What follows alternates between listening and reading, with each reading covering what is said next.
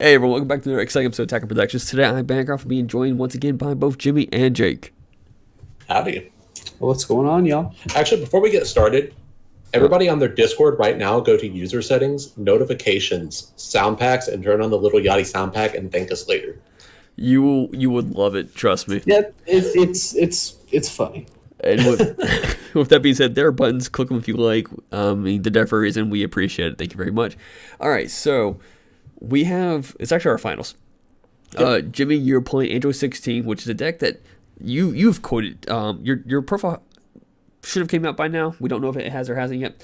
But I know like you mentioned that like everyone was hyped for it. Like I'm hyped for it as well. But no one brought it the first week, and you're like, well, screw it. I've been in the past been burned by this, so I'm just gonna build it. And you did, and it was a fantastic deck. Oh, thank you. And I'm playing Tien. It was really interesting on the Discord. Like when Tien was announced, like I'm not joking when I say every single person that is active on our Discord was all hyped on 16. It's like this is the only deck I'm gonna play. I only want 16 cards. And this deck come out, and not a single person has talked about the deck. So I was like, you know what, this deck seems interesting. I want to play something different. So I decided to build it. I mean, to be fair, my untapped name is literally Shinhan, and I haven't touched the Tien leader yet. So I don't know what's going on. No, we got a time on it, Jake. I always build the decks first, and you take about 2 weeks, and then you just make a better version. Oh, yeah, I forgot. And I'm playing Tien again because I just didn't get a chance to build my 21 deck, unfortunately. I'm working on it now, though, so I'm just put that out there. So that's 4 weeks out for me now. Yeah. I gotta build a schedule. Yeah, I'll keep you in the loop. So, thanks, man. Unlike my yesterday's game with Jake, I decided to go ahead and drop Chaozu early because I wanted to start getting cards on the board sooner. Because with a blue deck, you run into the problem with the Unison being established on the board, Trunks being a problem, and bouncing cards back. So I wanted to make sure I got what I needed on the board before you started bouncing shit. Yeah, and as we heard from Matt earlier this week, that the bouncing is very potent in like key moments of the game. Yeah. And the only true counterplay that I run in the deck is God Sealing Technique, which is really all you need. It's one of, if not the best counterplay in the game. No, hands down. And I mean, there's some weaknesses to it, and it's relevant in this matchup. But I had a very rough start with 16 or 17. Yeah, 16. I'll get it right one day. There's too many numbers, bro. I dropped out of honors math, bro. That shit was too hard. But I want to see my 6-drop 16 because that's the one that I want to play early and establish that revenge blocker on the field. But I did not see him in time for him to really be relevant. Yeah. I got my 7 drops, which is a fantastic late game play. And most of the time when you're playing that 7 drop, you're either going for game or it's just a win more situation. And correct, the 7 drop costs 2 blue, 2 green, where the 6 drop costs 1 of each. Yeah, so the 6-drop is a 2-drop arrival, the 7-drop is a 4-drop arrival, but you get a 21 on field when you play the 7-drop 16. Yeah. And on swing, he's a double striker that makes your opponent drop 1, which he is very, very powerful and definitely worth 4 energy. There's no doubt about that. But seeing him this early and as plentiful as he was, set me back quite a bit, to be honest. So I do know we didn't. We were going to do your profile earlier in the day. We didn't get a chance to do it until after our games, so I didn't know what to expect truly. And when you didn't play Zeno on turn 2, I was like, okay, I'm a little bit safer for the moment. Yeah, and that's something I played around with the deck because the deck loses draw on the backside when it comes to leader swings, which is rough. And I thought I could remedy that with the baby Unison. And it does remedy that issue, but it comes with the cost of it being a 3-drop Unison, which really messes with what the pace that 16 wants to take. And Zeno also kind of messes with the pace because if you charge an energy, you cannot proc the auto on your front side or your back side to charge the top part of your deck if you do decide to play a 16 that turn after proccing. So You have to sync It's with kind of all kind of weird, like. Yeah, so pretty much any unison in the list really throws things off, and I feel like the deck needs a unison in a way. So I'm playing around with the deck a little bit more. I'll probably have another version of it fairly soon because this is a tricolor version, and I am a big fan of the Android 13 cards that you see me put in the drop area because I wasn't able to get them out fast enough. Have you tried the Janimba Unison from the anniversary I box? forgot about that. I have considered that. It's 2 energy, right? And it's plus yeah. 1 is a draw, isn't it? Yeah, so the +1 is both players draw a card and then the opponent mills one. And with my deck, I can hand control a little bit, air quotes on that. So giving your opponent a draw in when I'm making you drop 1 or 2 cards a turn is not the worst thing, but it's a risk that I'm not really willing to take unless it comes down to I have to get a draw unison. Yeah. And here we're going over which cards have barrier and which cards don't have barriers, and they're what they could potentially do and whatnot. I remember, like, I think before we play this, you're like, so what's the Goku and Tien do? I'm like, oh yeah, do this, and we start playing. I'm like, hang on, what's the 16 cards do before we continue any further? I just told you what my deck did.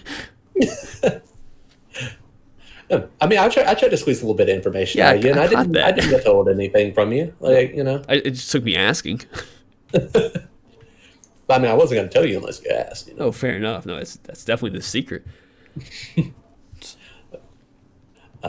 So, I knew this matchup. It's green. Like, I kind of knew what I was going to expect. I know Bancroft plays his theme deck, air quotes, again. There are 4 cards that are not World Tournament. Yeah, and I'm still upset. I'm still upset about it. Actually, it might just be 3. It might be 3 cards. I feel scammed. You told me it's a theme deck, and I feel scammed. Hey, hang on. So I play the Dormant Potential Negates, okay? Yeah. The Frieza Charismatic Villains, and the Gohan, the Great Saiyan Man, super combos. Yeah. So there's 3 cards that are not and technically the Great Saiyan Man was close up to World Martial Arts, so. Nah, bro. If you're running World Martial Arts City, you got to run Rainbow Super Combos. That's the only way. It's illegal if you don't. All right. It's a human atrocity. Not allowed. In my profile, I explained why I ran those super combos. I think they're better for this approach of the deck because it allows you to bottom like the 4 drops back in your deck. It allows you to put the 3 drops back into your deck to if you need to play a Tien later down the road, or if you're trying to get a 3 drop to go into a 4 drop really quickly. Because once they're in your hand, they're practically dead unless you want to pay the full cost. Yeah, I mean, I totally agree with you. There's no reason not to run those cards in green. I mean, Dormant Potentials could possibly be the best card in the game. Like, I know that was a hot take like 2 weeks ago, but I think people are kind of opening their eyes to green right now. Yeah. Well, I mean, if you guys saw, I know this isn't our meta, but in OCE, they had a top 16, and I swear 10 of the top 16 decks at least had green in them if they weren't mono green. Yeah. Yeah. Green just has access to a lot of really absurd tools, and it's a frustrating color to play against because once I kind of got the gist of what Bancroft was doing, because I was really heavy in the World Martial Arts meta, and I know the power of having the full art cards that you can put on field and the power that they can bring with them. So I was pacing myself for that idea, and as you see in this matchup, it just ends up delving so hard, just because of Dormant Potential. Like it just shuts my entire deck down. It shuts down so many decks in the meta. I haven't used it yet. Calm down. I'm getting it up there. I'm putting it out there just so we can talk more about Dormant Potential and the effects that it had on the game after you played it. But here I'm establishing the Unison, and again, it just feels bad paying 3 for the Unison in this matchup. But I had to burn the Sensu Bean so I can put 13 out with out tapping out, which is something I did not want to do against this deck because I knew though that Goku was going to be triple strike at one point. I didn't know when, but I didn't want to be caught with with no energy open when it becomes triple strike. And truth be told, I am so glad that I played the announcer negate before you did that. Or at least was able to establish that, because it gives me another option on my board, because I didn't want to get rid of too many of the tokens, because I want to have 3 when I swing with my leader on next turn, because the leader will pop your 4-drop. You're gonna get the effect off one turn, but I have a way of getting another team on board, which is fine. So, and if nobody has, if you're watching this and you haven't played with this new Android 13 arrival, I highly suggest playing around with it, because I think it's a absurdly powerful card that is not getting the love I think it needs. I can't remember if it was on camera or not, but it was such a powerful card that you stole it from Fluff with your yeah, I used Heroine's Lineage to grab the card off the field, and like it did kind of turn the game on its head after I did that. Does it not require a leader? Like, it's just at the beginning of your opponent's turn? Yeah, just at the beginning of your opponent's turn, your opponent chooses 2 other battle cards and KOs them. That's awesome. And it does have a drop area effect too. So if your opponent is apt to play a counterplay against it, that burns the counterplay, and then you still get value off of it from the drop. So I think it's a fantastic card, and one of the reasons that I wanted to build 16 is so I could run that card in some capacity. I forgot that I killed it with the 5-drop instead of the leader, actually. Plus Trucker Hat. Yeah, I mean, the Trucker Hats. I mean, that's just drip. Like, can't argue with that. No. I mean, you killed Trucker Hat 13 and, Trench Coat 17. Like, once I lost the drip, it's like it was all downhill from here. Yeah. He's like your mom taking you to Macy's right now, dude. No, bro, I feel like Macy's sometimes has some drip. Like, like back when they had like DC shoes, you'd be the cool kid with the DC shoes at the yeah, 10 years ago, Jimothy. Yeah. They're still hard, bro. So here, just go over quick. I focused on the double strike on your Unison because I know what blue can do with the right cards. And I didn't want you to get that -5 off. And then I tried to bait you in the gate out because I know you have them. And you just wouldn't do it. So I'm like, fine, I'll swing with the Goku. And for the record, the -5 on that Unison is irrelevant in this deck. You told me that afterwards. I wasn't aware at the time. I was kind of so, afraid. I had the Baby Ape in the original list, but I ended up taking it out due to it requiring 5 blue energy. And of course, I could do it off the -5 on the Unison, but the Unison was was something that was on the cutting board at the time. So I decided to just cut Baby Ape entirely, since I cannot guarantee the draw or the charges that I get off the top deck with my leader. Yeah. Which brings me back to Janimba from Anniversary Box. The minus the ultimate on that one is really high kill potential. It's double strike crit, right? The Janimba Unison, that is triple strike on the Unison. Triple strike crit, yeah. Yeah, with the opponent had, I think it's 13 or less cards in deck. Yeah, 15, I think. 15. One of them. And also, I feel like having a cheaper cost Unison makes Heroic Prospect a much more valuable card, since I can play it much earlier and catch some of these like mid-range numbered cards like the 4-drop Goku and the 5-drop Tien. Because by the time I could play it, the card's effect was pretty much irrelevant. He'd already got a lot of value out of Tien and Goku by that point. And to be told, at least in I've never slung the Goku before turn 4. It's always on turn 4 for the Goku. So, I mean, I know Heroic Prospect is a fantastic card, but in a lot of my cases, the card has done little to nothing for me. And it's always like a chopping block card. And when I was kind of tweaking the deck before the event, I was like, "Hey Jake, which of these 2 cards should I put in?" He was like, "Heroic Prospect, 100%." I'm like, really? Like these other cards? Well, you showed me Heroic Prospect, Android 20 Vial Creator, and I forget what the third card was, but Internal Energy Shift. Internal Energy Shift, yeah. So I said you should run either Vial Creator or Heroic Prospect, but Heroic Prospect I think is the stronger of the 2 cards.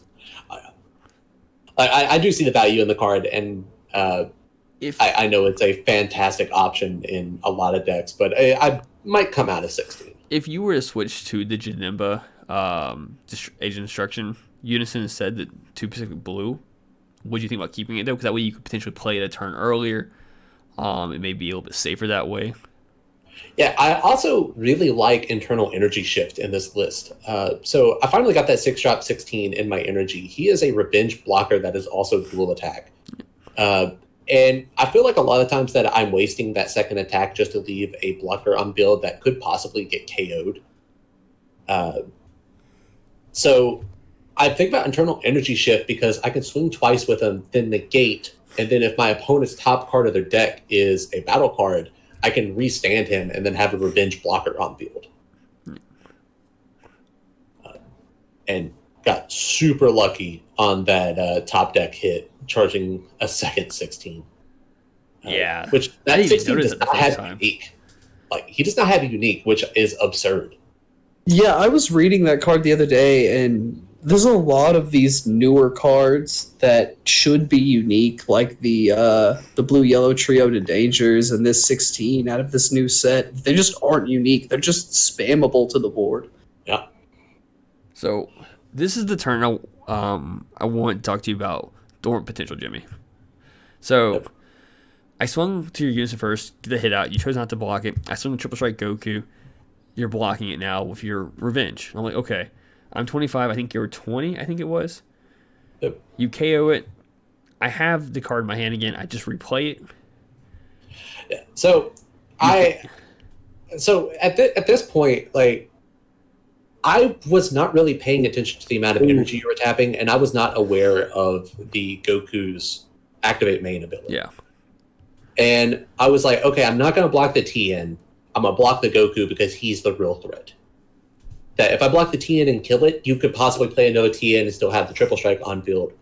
So I killed the first Goku, and in my head I was like, whatever he plays next, I'm counterplaying. Like, it doesn't matter what it is, it's going to give me value. And little did I know it was the Goku, and again, I wasn't paying attention to the energy you were tapping. Yeah. I didn't realize it was just one. But not just that. You had a blocker. You had a counterplay. You Senzu Bean, you use the leader's ability to combo more cards. Like, you have a lot of potential there to keep yourself alive and protect yourself. And I think, like, if I push a little bit further, I think you still had a couple more negates in your hand, if I'm correct. I don't think I had any negates left. Okay. Yeah. But I do remember us having the conversation afterwards. You're like, your dormant potential practically valued my entire defensive step. Yeah, like, blue is known for being a very defensive color and having some of the better negates in the game. Oh, it's the king of crackback. Yeah.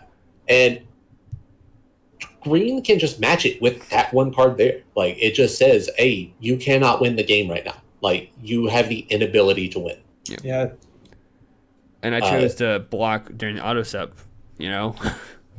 Yeah, like,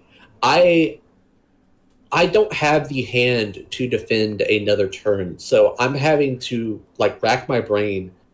What is the puzzle that I have to solve here just to survive one extra turn where you will likely have another dormant potential and still say, you can't win? Now, I know the argument in a lot of people saying the way you beat dormant potential is big double strikers, and my deck does have big double strikers. But I had to do that on the battle step to get those out. Yeah. So dormant potential just shuts down so much of what I can do. It didn't help that I immediately negated the second attack. I had the energy open for it, so you can't even get another hit in. Yeah, and I was actually going to swing with the second Android 16 swing and then put the other 16 on field. Yeah. And looking back on it, I could have just left the 16 standing and swung with something else so I would leave a revenge blocker on field. But I was so out of it at this point because I was already, like, I'm in a losing state because I wasted my God Sealing on a card that was inconsequential. I'm under the effects of Dormant, so I know I'm, really hurting.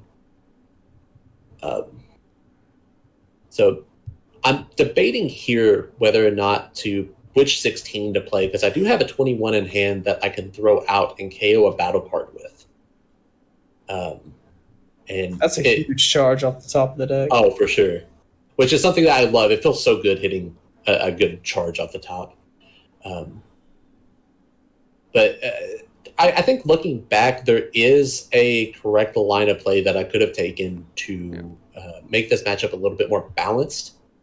But it's still just such an uphill battle when you are a battle phase centered deck and you can't enter the battle due to dormant potential.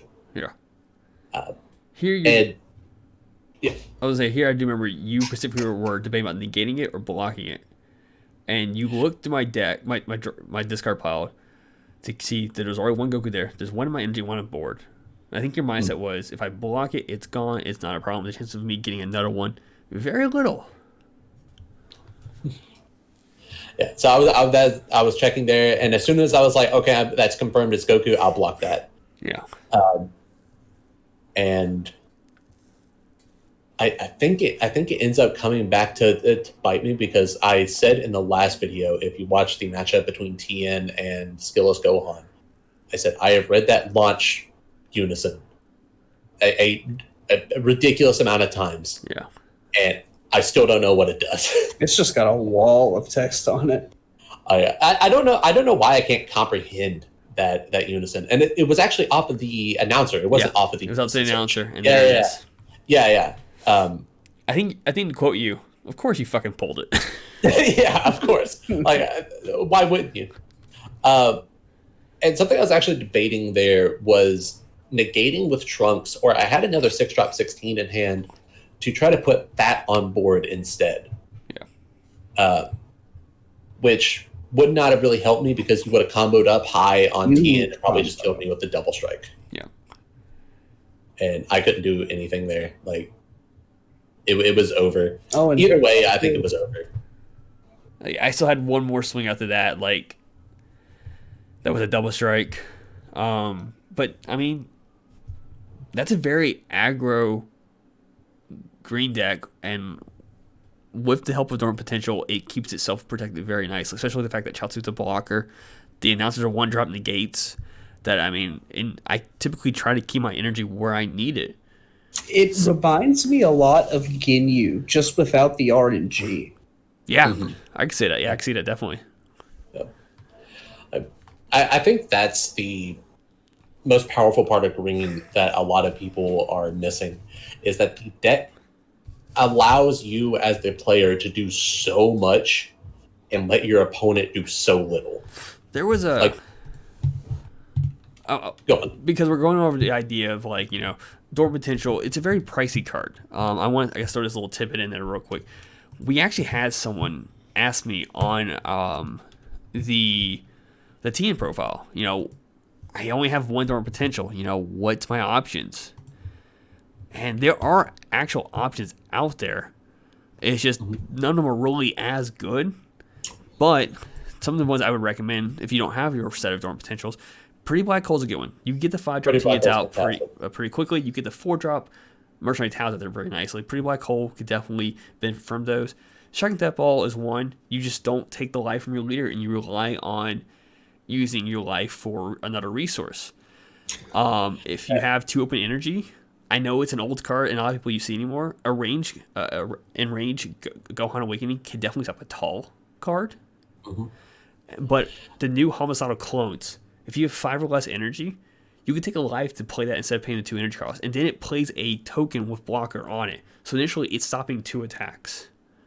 And even if you are someone that only has 1 copy of Dormant Potential or not a full playset, you have other options of cards to extend the use of that single Dormant Potential in the Master Roshi Kamehameha Origins, the Super 17, I cannot remember the name of it, it's the 6-drop from Draft Box 4, Dr. Mio Weapon Surplus. So many green cards pick up green extra cards from the drop area and can extend the use of that one single card. It's just an absurdly powerful card, and I feel like we're getting to the point where that card can be a massive problem in the meta. it's either going to need to be banned or reprinted, one or the other. The price point is just getting out of control. It'll be $100 by the end of the year if nothing happens to it. Exactly. So, with that being said, thank you all for tuning in. Like I said earlier, there's buttons. Feel free to click them. We do appreciate it. Jake, any last words? If you want to win, you have to practice. And if there's nobody to practice with around, maybe hit up untap.com, find some games there, or watch some videos here on Attack on Productions. Jimmy? Jake forgot the part about disrespecting your teachers and watching our videos in class. Oh, yeah. Yeah, you're supposed to do that, too.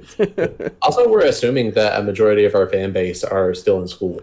Let us know. Let us know if you're in school, but not in a creepy way. Just say like, "Hey, I'm in school." You know, as long as people don't lie on their YouTube accounts, I can tell you what the age group is. Everybody fucking lies, man. You know what? I don't want to know. I don't want to know. I think my YouTube account says I'm like 90 years old. Fair enough. And with that being said, I just want everyone to know Master Roshi Kamehameha Origins is only $1.20 on TCG Player. And with that being said, thank you all for tuning in. Exactly, not as much. Thank you. Read your cards, know your plays, and fluff out.